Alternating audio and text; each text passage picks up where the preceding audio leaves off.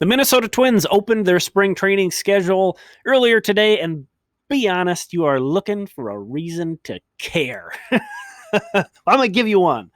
The Sire of Fort Myers, this was something I thought up 2 years ago, basically just as a fun way to get through spring training and have something to pay attention to that was fun and goofy and kind of silly at the same time. As you can see here, I've got my preview that's scheduled to post at Twins Daily tomorrow, and I do all sorts of goofy stuff with it.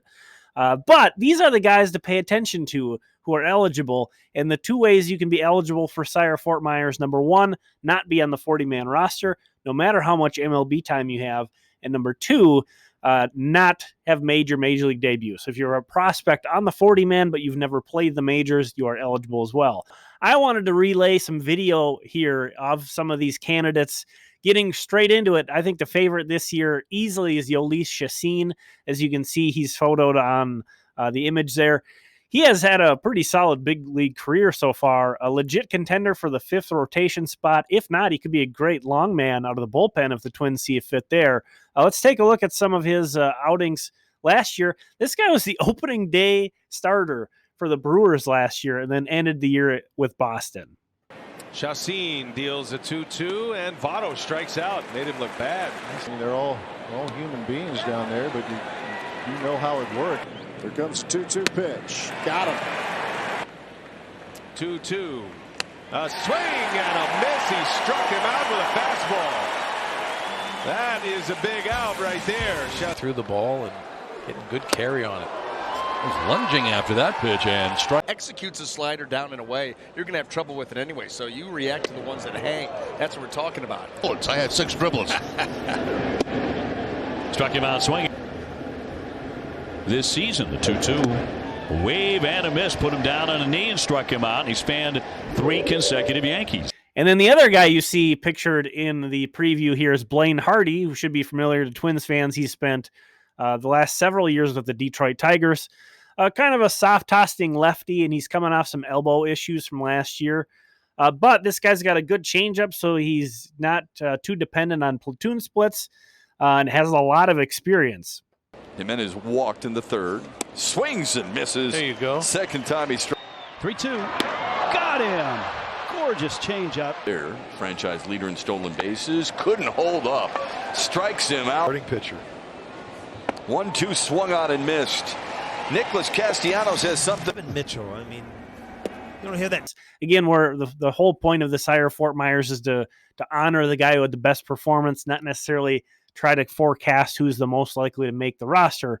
And I think if you're going to do that with the bats, a good position to look is catcher, because catchers just get worn into the ground during spring training, so they try to keep guys fresh. So a lot of like your guys who are projected to start the year in AAA get a lot of playing time. So Tomas Tellez really stands out to me. He's a guy who spent all last year in Rochester, the Twins AAA affiliate, hit really well there. And the year before that, he spent some time with the Marlins, which you can see some highlights of.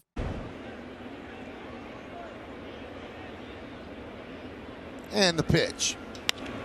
Slice the other way to base hit inside the left field line, and it goes into the corner. The 0-1. Driven to right field. That ball is going to be one hop up against the wall. Pinch hitter Tomas Tellez with a base hit the other way, serving one out in the left field. And then beyond Hardy, there are several more interesting bullpen pieces who are in the mix as non-roster invitees who have major league experience. Corey Guerin is one. A new way to look at it. And Olsen.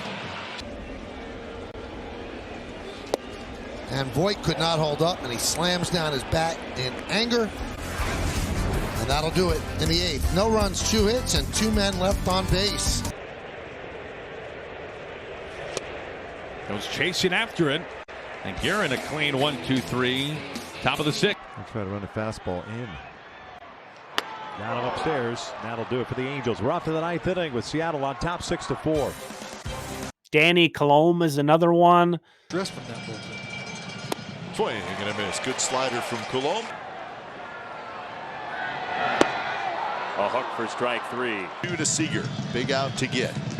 Ken. And he did. Hard slider, and Seager strikes. But there are a bunch of guys in camp with the Twins who have major league experience and some major league success to some degree. So that player pool, spring training stats mean a lot to some of those guys. And the last 2 years have really shown that, in that Ryan Harper and Ryan Lamar are the two winners of the Sire of Fort Myers. They both made the opening day roster, which would have been essentially unthinkable during this time of spring training those 2 years.